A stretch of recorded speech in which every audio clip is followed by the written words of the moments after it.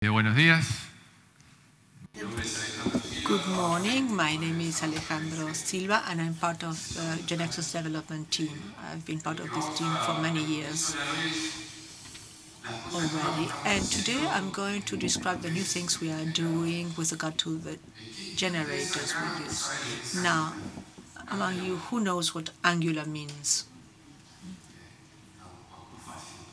So maybe this will be easier than I thought because many of you are familiar with the concept. So in my presentation, I would like to speak in the first place about the new generators we are making and how they are going to be used, how they operate. And on the other hand, in order to build these new generators, we are talking about new technologies of different generations. And I would like you to understand especially why we are using new technologies and how you can benefit from them. Nicolas, in the previous talk, Nicolas Cardelino, set the scene for me to explain what we are doing. If you were not here, I recommend that you look at his presentation. These new generators, where do they stand in GeneXus? When you make an application, and this is a kind of cut I made of what is required for a web application. On the one hand, you have to make the front end, which is the user interstate, how to manage the state, connect with the server, etc. And then you have to think of the server. These new generators are exclusively for the front end. So this is what I wanted to say to begin with. Now, for you to understand how we got to these new generators, you have to understand where we stand today with regard to making by hand a front-end web application. And the best way of understanding this is looking at the process that brought us here, the development of the front end and the development of the libraries. So Nico already explained some of these things in his presentation. I'm going to take a different angle. Now, at the beginning, there was nothing at the front end. Nothing was being done. The only thing the browser did was to bring the page, and when it had to send something, it sent the whole thing with a form. Now, there was a Netscape product that was used at the moment, and they had the idea of putting in a language so that the designers could use it in very small things. Or maybe some other people would use it, people who are not in programming, and they would be able to work on the design, for example, for the client. I don't remember how this language was called, but then it was named JavaScript. And this was the initial step that took us to where we are today.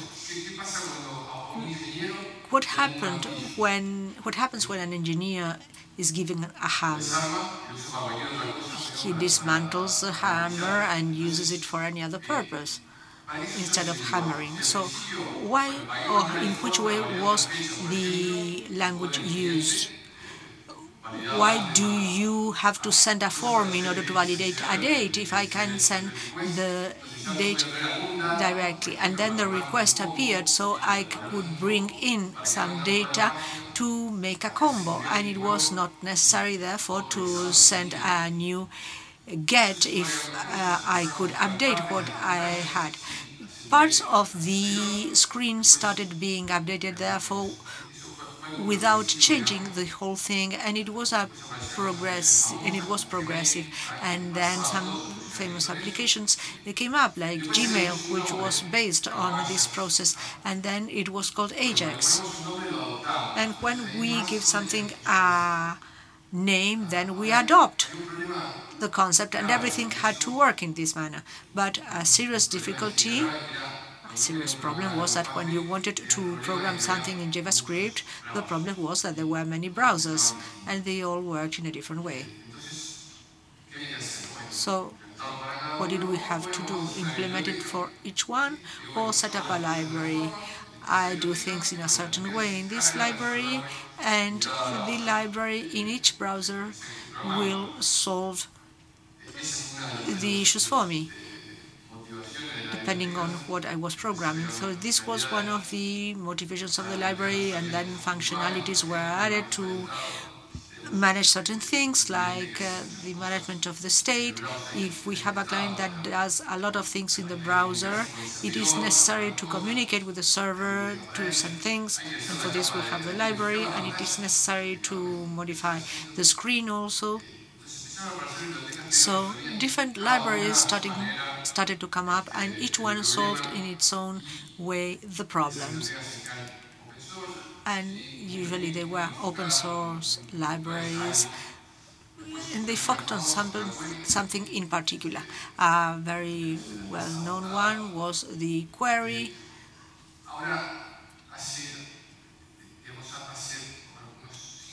But about 5 or 6 years ago, things changed.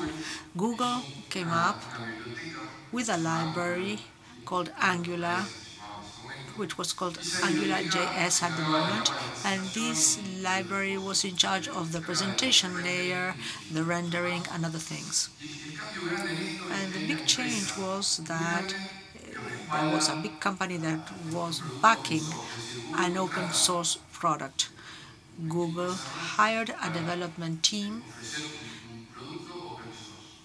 in order to offer an open source product, and this was a significant change, which was a bit provoking.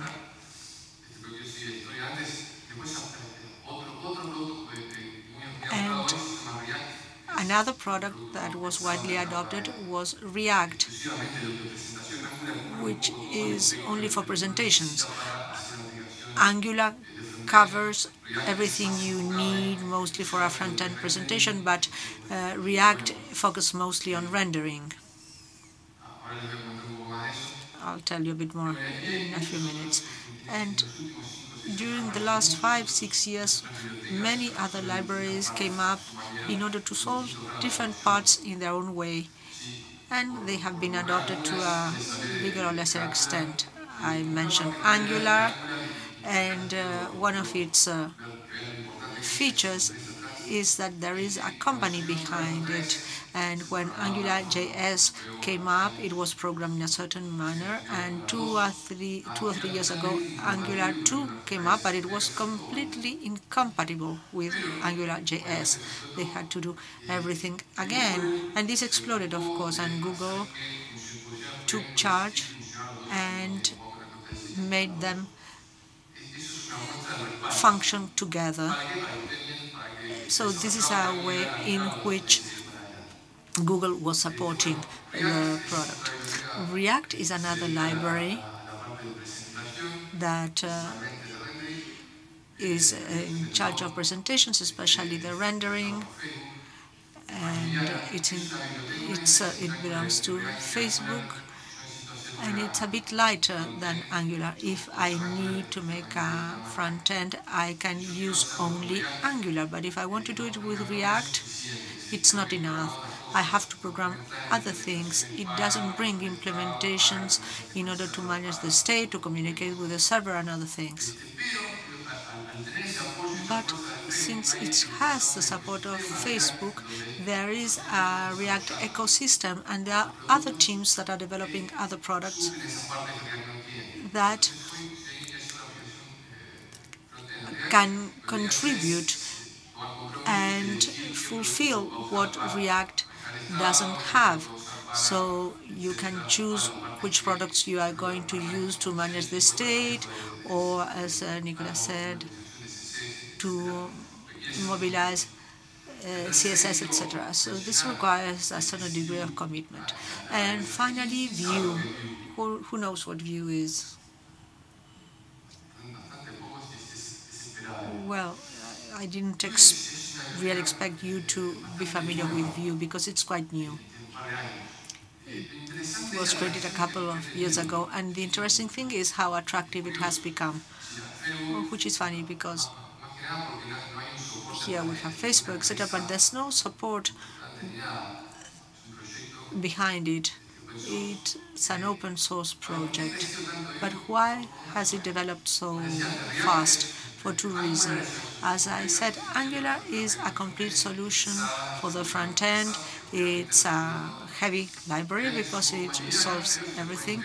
React is a bit lighter, but you can integrate things to solve other aspects. And Vue is the one that is easier to use. But, and this is the important part, Vue has been adopted in China because all of the documents were translated into Chinese because this library was created by a Chinese man. There are others, like the ones you see here on the screen, that I'm not going to describe, Polymer, etc., since the main players are React, Angular, and Vue.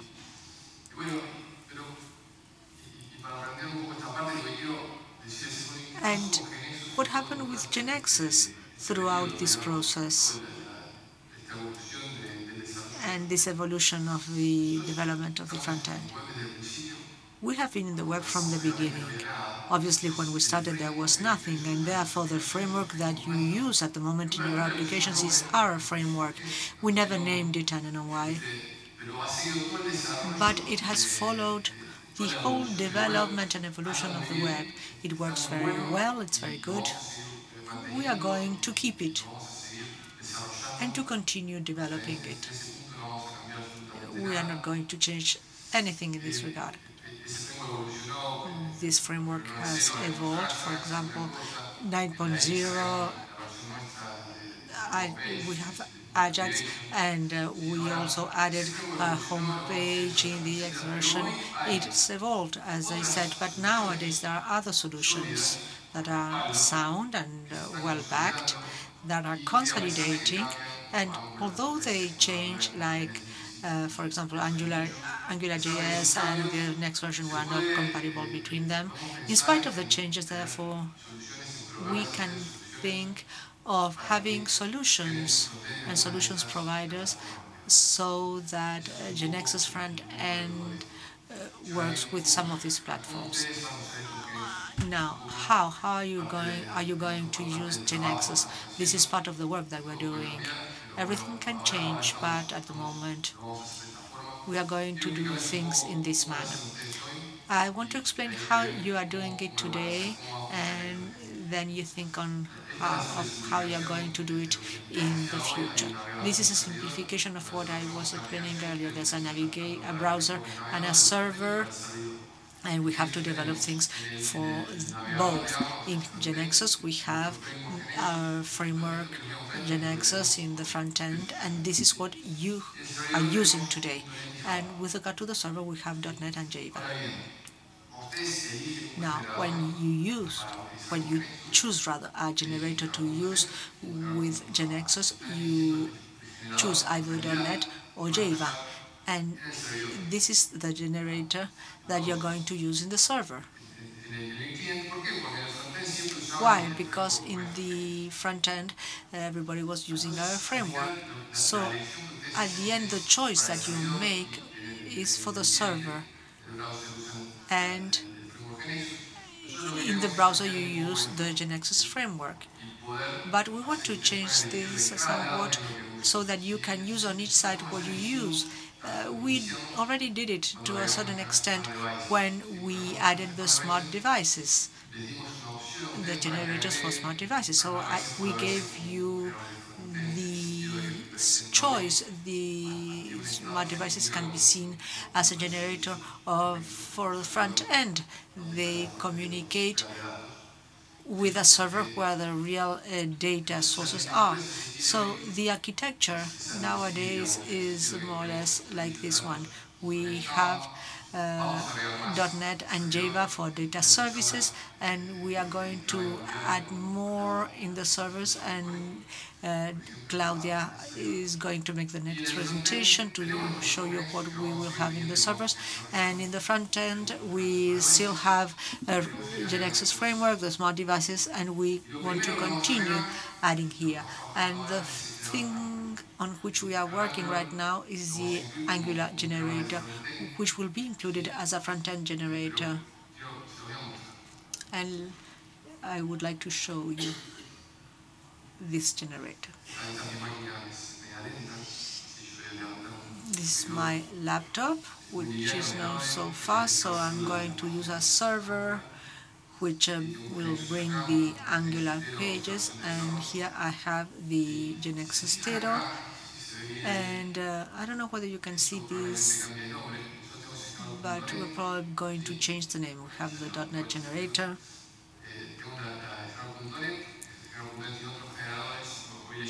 And these generators are now called smart devices.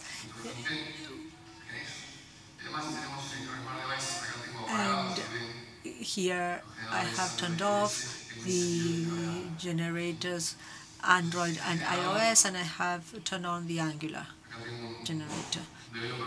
Here I have a developer which is not very sophisticated, and it's a very simple application I made to show you how it works. Here it is communicating with a server. It concerns movies, and it's also in my computer.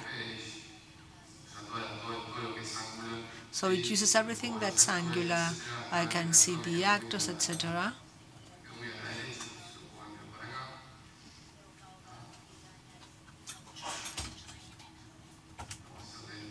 So it was too much to the right. I moved it, and I can make a bill. And the advantage of having a laptop which is not so fast that you can see what it's doing. So it's going to check whether it has to modify something, see what has changed, make the specification, and say that it has to bring objects for the front-end GeneXus generator. In the server there won't be any change. The GeneXus front-end is generated, and then it will bring the Angular generator that is going to run like any other smart device generator. Here we have a problem with the names, and it's going to create the whole KB in Angular. Here it is generating everything, all of the software in Angular, and it will make a compilation for the server part. The development framework for Angular has a small monitor that sees whether there are changes, and automatically it's going to reflect it in the pages, and we have to save the changes. So this is basically how it works, this Angular generator. So why Angular and how? And this is an important point of my presentation. Why start with Angular?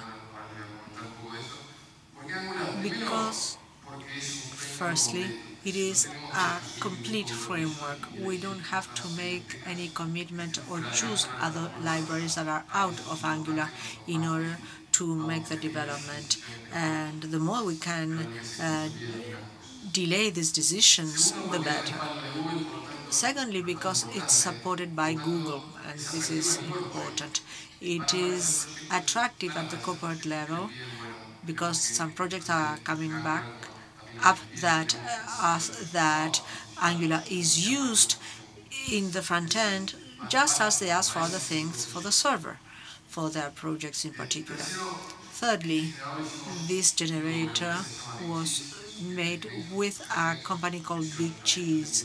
They use GeneXus, they are a client of ours, and besides, they are very good at making applications with Angular. they have a development team that makes these kinds of applications. So what we want to do with this generator is more than making a new generator. We want to change the technology for generators so as to be able to bring in experts in this platform so that these generators can be made jointly with another company or with another development team. So this is one of our objectives. Now, this new technology, why are we using it? How do we want the generators to be? They should be light, and you saw how in 3-4 seconds in my laptop the whole process was run. We want them to be fast because several front-end generators should be used at the same time, and they have to be quick to make, as Nico explained, and as I said with regard to Angular, things change very quickly, and it's necessary to be very quick when you make generators. So they have to be quick to make, and also we need to bring in people with expertise because part of the cost of making a generator is learn about what we are generating. So if we bring in people with expertise, it brings down the costs. They also need to be extensible. What does this mean? Well, in GeneXus we have an implementation with regard to extensibility. We have libraries, some of them are being launched in this event. For example, the one that is extending GeneXus through a connection with ACSIC. But what happens if I want to extend a part of the software that has been generated? It's something that I did. This means a change in the architecture of what is being generated. Well, right now it cannot be done, but we want it to be possible in the future. Imagine with Angular, you may have changed the whole look and feel of the architecture of a generator.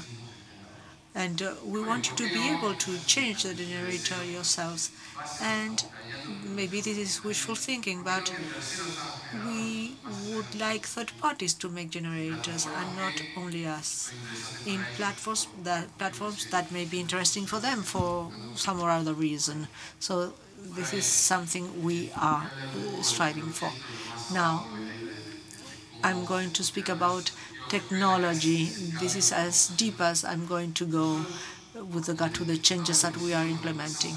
As I said at the beginning, when we started making all this, or even before, when we started making generators, there wasn't generation technology, so it's proprietary technology for us. These are techniques that from the beginning were artificial intelligence with languages such as Prolog.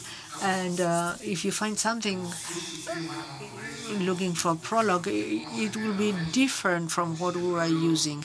You won't see Prolog or Spec or other things that are not named because that is something of ours and that works well for us because we developed it ourselves. But if someone wants to use these to make generators, they need to learn from us. So conventional techniques nowadays are different. And this is what we're doing. We're making these generators used on the basis of a conventional technique with abstract trees, for example, that may have abstract and complicated names, but actually the processes are simple from a conceptual point of view. They use metadata, etc. And we also use the string template and CSAR as a language to bring everything together. We want these generators to work as GeneXus extensions. It's a folder that is copied under GeneXus, that GeneXus copies and uploads the properties that are needed. and the GeneXus generator eliminates what is not needed, and we are going to provide an SDK that will have everything necessary to modify the generators we want and also to make them again in a complete way if necessary. So which generators? Firstly, Angular. We want to develop a new technology for this generator, and we started doing it a few months ago.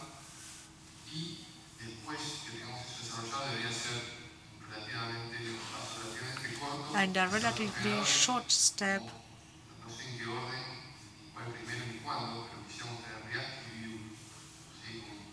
would be to have also React and Vue. React, which is consolidated, and Vue, which is the one that is going to consolidate in the Chinese market. So, to sum up, what's for you in all this? Firstly, there are new generators and new opportunities in order to make solutions in front-end platforms that we didn't have in the past.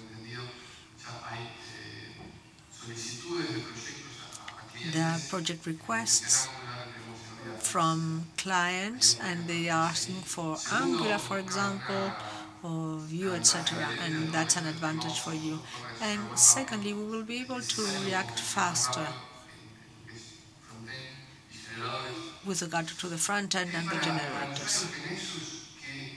And what's in it for GeneXus users that are using these platforms like Big Cheese? Well, there's a possibility of integration, taking advantage of the extensibility property.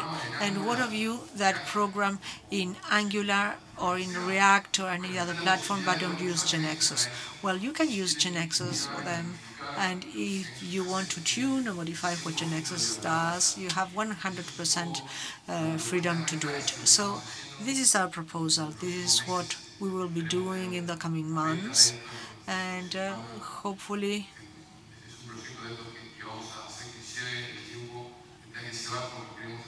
we will see it soon, but this is a project that will take the time it takes because we want it to be simple to use.